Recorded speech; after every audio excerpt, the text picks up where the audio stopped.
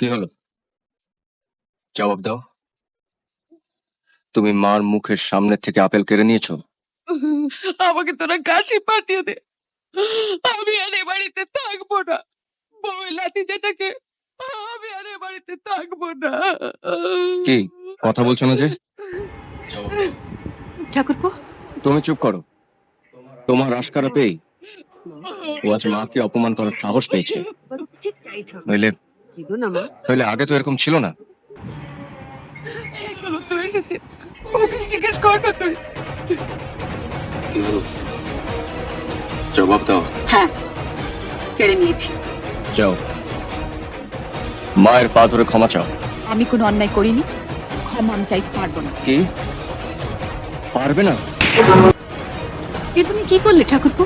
দে,